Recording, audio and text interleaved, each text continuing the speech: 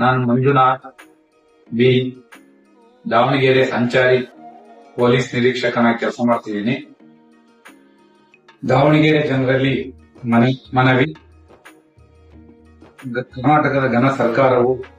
traffic ದಂಡದಲ್ಲಿ 50% ರಿಯಾಯಿತಿ ದರವನ್ನ November 21ರಿಂದ December 12ನೇ ತಾರೀಕಿನವರೆಗೂ ಘೋಷಣೆ ಮಾಡಿದರೆ ಈ ಅವಕಾಶವನ್ನ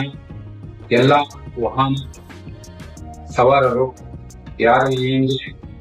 ಟ್ರಾಫಿಕ್ ವೈಲೇಷನ್ ದಂಡಗಳಿದಾವೆ ಅವರೆಲ್ಲರೂ ಸಹ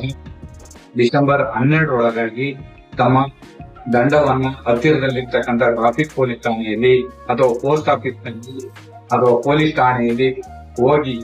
ತಮ್ಮ ದಂಡವನ್ನ ರಿಯಾಯಿತಿ ದರ 50% ರಿಯಾಯಿತಿ ದರದಲ್ಲಿ ಕಟ್ಟಿ ತಮ್ಮ ಮೇಲೆ ಇರ್ತಕ್ಕಂಥ ಎಲ್ಲ ಟ್ರಾಫಿಕ್ ಅಪರಾಧಗಳನ್ನ ದಂಡವನ್ನ ಕಟ್ಟಿ ನಿವಾರಿಸಿಕೊಳ್ಬೇಕು ಅಂತ ಜನರಲ್ಲಿ